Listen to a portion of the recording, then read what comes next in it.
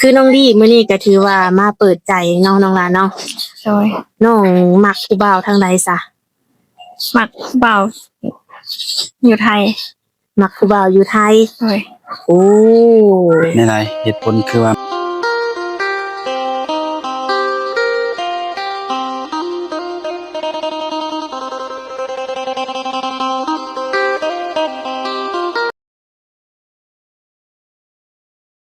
กับสบายดีและสวัสดีเด้อพ่อแม่พี่น้อง FC ของบ่าวศิลาโมทุกผู้ทุกคนเนาะที่อยู่ฝั่งไทยฝั่งลาวหรือว่าอยู่ต่างประเทศมื้อนี้ก็ยินดีต้อนรับเข้าสู่ช่อง YouTube ของบ่าวศิลาคือเก่ามื้อนี้ทุกคนเนาะทางบ่าวศิลาก็ได้มาหาผู้สาวโสดอีกแล้วทุกคนเนาะก็เป็นสาวโสดผู้น่ะแต่ดีอีกผู้หนึ่งเนาะซึ่งสาวโสดผู้นี้ก็เพิ่นก็เคยถ่ายคลิปมาแล้วเนาะหลายๆคนก็อาจจะเคยเห็นหรือว่าสำหรับFC เข้ามาใหม่อาจจะยังบ่ฮู้เนาะ คือเพิ่นนี่ก็เปิดใจหาเนื้อคู่ทุกคนเนาะในการเปิดใจของเพิ่นนี่เพิ่นก็พร้อมที่จะสละโสดเลยทุกคนเนาะถ้าว่าเจอคนที่แบบว่าคุยแล้วเนาะเข้าใจกันในทุกๆเรื่องเนาะสำหรับเพิ่นนี่จะเลือกเนื้อคู่แบบใดเนาะหน้าตาแบบใดอายุรายปานใดนี่ทางบริษัทนี่ก็สิได้ให้FG เนาะเขารับฟังรับชมกันนี่แหละทางบริษัทเองก็สิถามไถ่กันไปเรื่อยๆเนาะถ้าเกิดว่าคลิปนี้ทางบริษัทยังบ่ถามคำถามที่ว่าหนุ่มอยากรู้ก็มีแต่ว่าทักทายคุยกับน้องเป็นการส่วนตัวได้เนาะจังใดก็ทางบริษัทแล้วก็ทางสาวน้อยเนาะสิพา FC มาสุขทุกคนนี่แหละเข้าไปโอ้ไปร่วมกับทางสาวโสดคนนี้กันเลยทุกคนเดี๋ยวสวัสดีน้องล่ะสบายดีสบายดีคือว่ามาเจอกันรอบ2เนาะก็หลายเดือนเติบมาน้องล่ะเนาะโดยก็อยากให้น้องแนะนำชื่อใหม่น้องล่ะชื่อดีชื่อน้องดีโดยอายุ19ปีโดยน้องเคยแต่งงานแต่บ่น้องล่ะบ่เคยเนาะโดยโอ้ผู้บ่าวได้เคยโอลมบ่เคยลมอยู่เนาะโดยเป็นหน้าใดยังบ่ถูกใจยังรุ่นข้าวเดียวกันบ่น้องล่ะที่ว่าเคยลมนี่พ่อขึ้นอายุหลายกว่าโดยแต่ก็ยังบ่เข้าใจกันเนาะโดยคือว่าบ่แม่นเป็นแฟนเฮาเนาะโดยในปัจจุบันนี้ทางน้องได้เฮ็ดเวียกเฮ็ดงานจังซี่ล่ะเฮ็ดเวียกอยู่นิคอนโอ้เฮ็ดอยู่หั่นได้จักปีแล้วปีปลายเลยโดยคือว่าเฮ็ดอยู่หั่นได้ปีปลายแล้วเนาะโดยพอได้ใช้ได้จ่ายบ่น้องล่ะพอได้ใส่อยู่ได้ข่าวว่าผู้บ่าวทักมาน้องสิมีเวลาโอลมบ่ซั่นน้องล่ะก็มีเป็นมื้อพักเวียกบ่ก็ตอนเที่ยงแล้วก็ช่วงเลิกเวียกโดยเดือนหนึ่งมีพักจักเทื่อเวียกนี่พักทุกวันอาทิตย์ทุกวันอาทิตย์เนาะโดยคือมื้อนี้ก็วันอาทิตย์เนาะโดยก็คือว่าพักเวียกและมาโอมมาลมกับเอื้อยเนาะโดยคือถ้าว่าเวลาไปเฮ็ดเวียกนี่น่ะจะเป็นตอนเที่ยงเนาะที่ว่าพอมีเวลาเนาะโดยแล้วก็ตอนเลิกงานมาเนาะแม่นช่วงเลิกแต่ละมื้อจักโมงนี่เลิก7:45ฮอดเรือนก็ประมาณ8:00 นไปอ๋อจะถ้ามี OT ด้วยจ้ะช่วง OT เลิกเวก7:00 นแสดงว่าช่วงนี้นี่เฮ็ด OT เนาะแม่นโอ้มาฮอดเฮือนนี่8:00 นปลายแม่นโอ้ถ้าว่าเวลาอบรมผู้บ่าวนี่มีน้อยเนาะน้องล่ะเนาะแม่น9:00 น 10:00 นได้อยู่บ่ช่วงนี้ได้แล้วน้องนอนจักโมงซะน้องล่ะนอน10:00 น10:00 นโดยโอ้ตื่นจักโมงนี่ตื่น5:00 นโอ้ถือว่าตื่นแต่เช้าเนาะโดยเดี๋ยวว่าเพิ่นเอารถมารับแบบนี้บ่แม่นรถรับส่งเนาะโดยสาเหตุที่ว่ายังโสดอยู่ก็อาจจะเพราะว่าน้องนี่เฮ็ดแต่งานเนาะน้องล่ะบ่มีเวลาโอลมผู้บ่าวคือน้องดีมื้อนี้ก็ถือว่ามาเปิดใจน้องล่ะเนาะโดยน้องมักผู้บ่าวทางใดซะมักเบาอยู่ไทยมักผู้บ่าวอยู่ไทยโดย โอ้ ในใดเหตุผลคือว่ามักผู้บ่าวฝั่งไทย คือเฮาก็แบบเฮาล้มแล้วเฮาเป็นคนวัดมือสักอายุหายได้ เพียงฮู้แต่ว่าความรู้สึกตอนนี้คือมักผู้บ่าวฝั่งไทยมันบ่ โดย อยากได้แฟนเป็นหนุ่มไทยเนาะ แม่น โอ้ หนุ่มลาวนี่เคยคบหาไปช่วงไปแล้วมันบ่ เคยคบเคยลงมา เคยคบแล้วก็คือสิฮู้เนาะว่าเป็นจังได โดย ก็เลยอยากลองเปลี่ยนบรรยากาศเนาะลองเปิดใจหาหนุ่มไทยลองเบิ่งอืมถ้าเกิดว่าลมกับหนุ่มไทยเนาะถ้าเกิดว่าได้สมหักสมหวังกันได้ลีเนาะแต่เพิ่นจะได้น้องไปอยู่นํเพิ่นนี่ได้บ่ซะ ได้ อืมไปอยู่เพิ่นได้เนาะ โดย โอ้โดย โดย ไปสร้างสานำสามีได้เนาะ แม่น ในเรื่องอายุของเพิ่นนี่น้องละ มักกูบ่าวอยู่หลายปานใด มัน50ขึ้นไปก็ได้ อืม สักสิเอาไปสักเริ่มต้นแบบ30 40 50ได้แม่นบ่ แม่น อืมโดยถึงว่าเพิ่นสิเป็นพ่อห้างพ่อหมายก็ได้เนาะ แม่น เพราะว่าคนอายุหลายนี่ส่วนหลายเพิ่นจะมีประสบการณ์มาแล้วอืมเดี๋ยวคือน้องก็เป็นคนเจ้าผู้งามเนาะในการมักผู้บ่าวไทยนี่มีสเปคที่มักอยู่บ่ โดย บ่มีบ่ โดย แค่ใดก็ได้บ่ โดย ขอเราเป็นหนุ่มฝั่งไทยเนาะโอ้เดี๋ยว โดย หน้าตาของเพิ่นได้น้องละบ่จำกัดแม่นบ่ บ่ อืมบ่แท้บ่น้อง แม่น โอ้คือน้องนี่แบบว่าเอ่อเบิ่งแล้วก็เป็นตาหักตาแพงเนาะหลายๆคนก็คือสิแบบย่านทางน้องนี่จำกัดหน้าตาสีผิวอีหยังของเพิ่น คนหล่อสูงขาวเขาดีสิบ่ อืม อ่า เนาะ คือสรุปแล้วคือแบบใดก็ได้แม่นบ่ โดย สำหรับน้องในการหาคู่น้องสิเด่นในจุดใดของผู้ชายนี่ แม่นเป็นความใส่ใจหักแพงครอบครัว อืม ใส่ใจและดูแลครอบครัวเนาะ โดย แห่งครอบครัวแบบว่าบ่ว่าจะเกิดปัญหาหยังขึ้นก็บ่ปะบ่ทิ้งกันเนาะ โดย อืมเลย ผู้บ่าวกินเหล้ากินเบียร์สูบยาแบบนี้ได้น้องละมักบ่ พอทำได้อยู่ อืมโดยและน้องเองแบบกินอยู่บ่เหล้าเบียร์ กินแต่ช่วงผักเรียกเดี๋ยวไปลินน้ำมูก อืม แต่กับบริสูไปดูมันเลยว่าเฮ็ดเนี่ย อืมโดยบางครั้งบางคราวเนาะ โดย โดย คือแบบว่าคือน้องก็อายุ19 ปีน้องละแบบกลางค่ำกลางคืนหรือว่าคือดีที่บ่น้องละ ก็สู่ได้ไวกัน อืมคือว่าเลิกเรียกมากับพักผ่อนนอน โดย อืมในแบบสถานที่แบบท่องเที่ยวนี้น้องอยากไปเที่ยวใส่ บ่ฮู้ บ่ฮู้ ตัวน้องเองนี่เคยไปไทยอยู่บ่ บ่เคย บ่เคยจักเทื่อบ่ บ่ อืมถ้ามีแฟนอยู่ฝั่งไทยนี่แหละแฟนชวนไปเที่ยวนี่ไปบ่ ไป ไปได้บ่ โดย ไปในไทยแบบสมมุติว่าโซนปุ๊บนี่โซนหน้ากันอาทิตย์หน้านี่คือไปได้มันบ่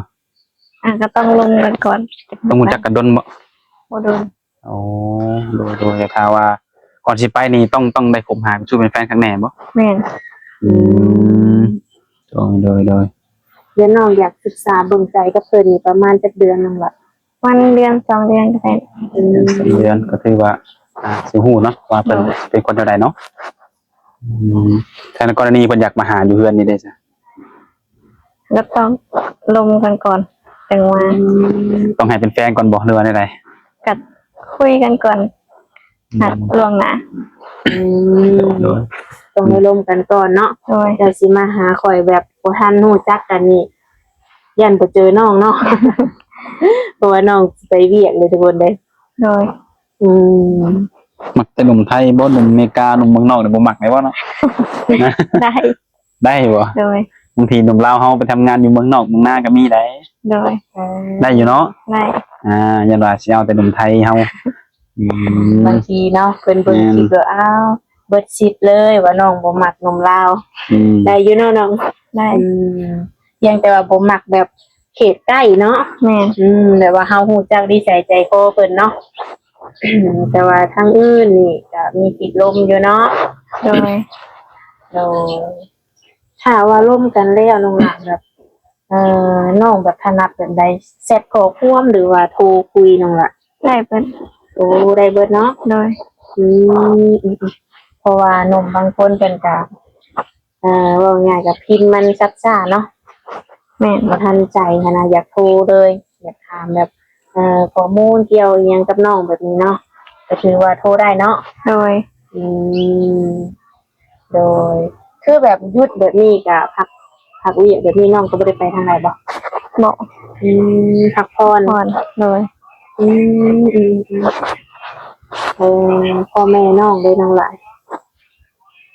พ่อแม่น้องอยู่เฮือนบ่ แม่น อืมเพิ่นได้เฮ็ดเวียกเฮ็ดงานหยังน้องล่ะ ขายเครื่องขายขนม โดยถือว่าอันนี้ก็เป็นรายได้ โดย แต่ละมื้อเนาะ โดย อืมพ่อแม่เพิ่นอายุจักปีแล้วน้องล่ะ แม่ก็38 39เลย อืมพ่อได้น้องล่ะ เพิ่นเดียวกัน โอ้ ถ้าเกิดว่าลูกสาวไปอยู่กับสามีนี่ใครสิอยู่ดูแลพ่อกับแม่ กับเดียว อืม มีลูกสาวเดียวมาเนี่ย แม่น โอ้ ลูกสาวเดียว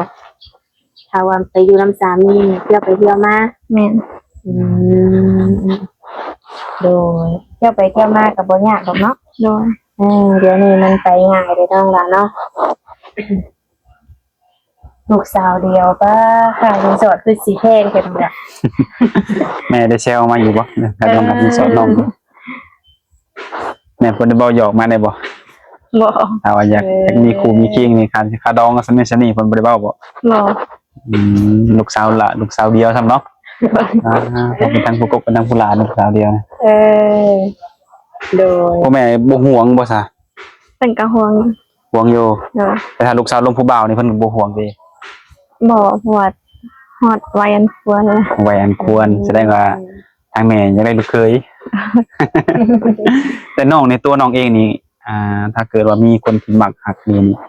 ตัวน้องนี่พร้อมที่จะสละโสดได้บ่ พร้อม พร้อมเนาะ โดย ในวัย19ปีนี่ก็พร้อมบ่ โดย โอ้ถ้าว่าเจอในวัย19เนี่ยก็พร้อมเนาะ โดย อืมนะเพราะว่าในตัวน้องเองก็จำกัดคนมีอายุแน่เนาะบางทีเพิ่นอาจจะบ่อยากลมกันดนหันนะอยากใช้เวลารู้จักกันประมาณเดือน2เดือน3เดือนบางคนก็ถ้าว่าน้องมักเพิ่นบางน้องนี่ก็ถ้าเพิ่นอยากมาสู่ขอก็ยินดีเนาะ โดย โดยก็คือน้องว่าอะไรต้องร่วมกันก่อนเนาะถึงจะมั่นใจนะน้องล่ะ โดย เดี๋ยวมีส่วนไหนที่ว่าน้องนี่บ่มักเด็กผู้ชายแบบนี้นะมีอยู่บ่ มีหมักคนไปหลินไปเที่ยวอะไรแบบนี้ บ่มักคนไปดิ่นไปเที่ยว โดย โอ้อันนี้คือส่วนที่บ่มักเนาะ โดย โอ้ คนเจ้าสู้เด้มักบ่คนเจ้าสู้แต่งตัวเจ้าสู้นั่นจังหน่อย เชื่อว่าหนุ่มๆเพิ่นเห็นคลิปน้องเพิ่นอาจจะคิดว่าน้องนี่ต้องเจ้าชู้แน่นอนเพิ่นว่า โอ้หมดได้จะสู้เลย บ่ได้เจ้าชู้เลยบ่เนาะ อย่าพาเบิ่งแต่ภายนอกเนาะลองเข้ามาโอ้มาล้มกันเบิ่งก่อนสิได้ฮู้ดอกว่าน้องเพิ่นมีสิเจ้าสู้หรือว่าบ่เจ้าสู้เนาะแล้วก็ต้องเบิ่งอีกว่าผู้ชายที่เข้ามานี่สิเป็นคนแนวใดเนาะ โดย สำหรับตัวน้องเองก็มีสิทธิ์เลือกเนาะเนื้อคู่สิได้เป็นสามีต้องเลือกคนที่ดีสำหรับเฮาเนาะคือน้องว่าหั่นแหละมีมาก็ต้องฮักแพงครอบครัวเฮานำเนาะ โดย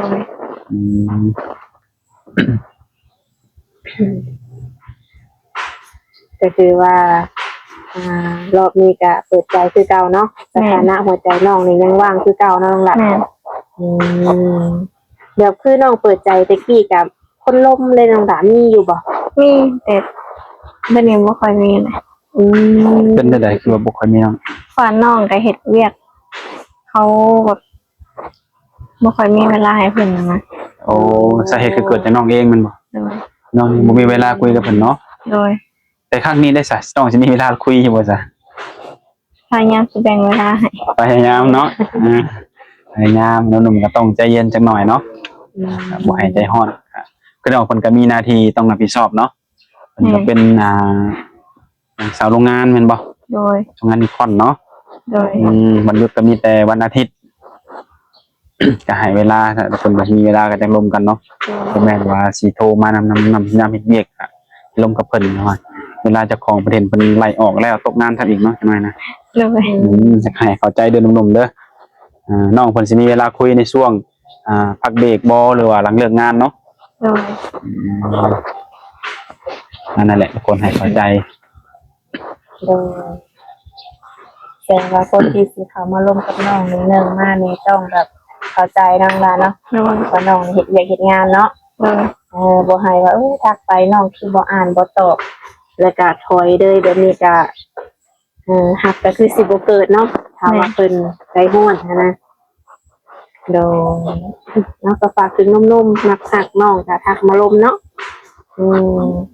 คือช่วงนี้ก็ยังมีโอกาสได้คุยได้ทักเนาะน้องละ โดย เพราะว่าน้องยังบ่ทันได้ติดคิดติดใจกับไผเนาะถ้าว่าเจอคนที่มักฮักน้องก็พร้อมสิติดใจให้เพิ่นอยู่บ่ โดยพอ พร้อมเนาะ ขอบอกสื่อที่มาลุ้นกันว่าหนุ่มคนใดสิเป็นผู้โชคดีเนาะคนใดสิได้เป็นผู้โชคดีที่ได้ไปคิดเป็นใจกับน้องกันเนาะทุกคนคือน้องก็เป็นคนผู้โชคผู้งามเนาะทุกคนแล้วก็เป็นคนขยันนั่นแหละง่ายกันเนาะเฮ็ดเวียกเฮ็ดงานหาเงินด้วยตนเองเนาะ โดย เพื่อได้เงินมาเนี่ยจะได้มีส่วนแบ่งมีหยังแบ่งไปใส่ในบ่ ก็มีแต่ให้แม่ ให้แม่เก็บไว้ โดย ก็ถือว่าในแต่ละเดือนได้เงินมาก็แบ่งแม่นำเนาะ โดย ด้วยความส่วนตัวน้องเองเนี่ยซะสิ่งของที่อยากได้นะแบบน้องหาเงินจังซี่นะ อยากได้รถ รถยังรถอีโก้รถยัง รถจักร รถจักร โดย โอ้ตอนนี้มีเก็บแน่แล้วบ่ ก็มีอยู่บ่หลาย มีอยู่ยังบ่หลายเนาะ โดย ก็ถือว่าไว้ซื้อเป็นของขวัญตัวเองเนาะ โดย รถนี่รถรุ่นใดยี่ห้อใดน้อง ต้นอยากได้มุ่งซื้อมัน ฮู้ซื้อฮะ แล้วกันบัดนี้เนาะทุกคนโอ้ตอนนี้ก็คือว่าน้องก็สะสมมาอยู่เนาะด้วยความที่ว่ามีความฝันที่อยากได้รถแม่นบ่ โดย สู้ๆขอให้ฝันนั้นเป็นจริง โดย นั่นแหละทุกคน โดยอันนี้เลยให้น้องเติมบัตรเด้อน้องลาเด้อ ขอบใจ บัตรเต็มเบอร์เขาได้ลงกับผู้บ่าว โดย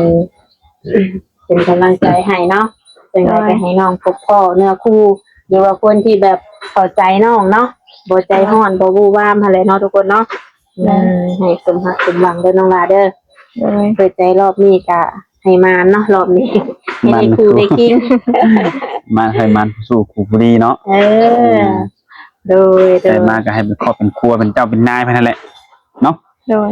ก็ถือว่าทางเฮาเองก็คือสิบ่มีหยังหลายแหละทุกคนเนาะถ้าว่าผู้ใดคล่องคาหยังเพิ่มเติมก็คุยกับน้องเพิ่นส่วนตัวซะเนาะ โดย อยากฮู้หยังก็ถามได้ส่วนเรื่องค่าดองค่าสินสอดก็ต้องคุยกับพ่อกับแม่เพิ่นพุ่นแหละเนาะสิฮู้ เอาโอเคให้น้องสุขดีเนาะโดยสบายดี สบายดี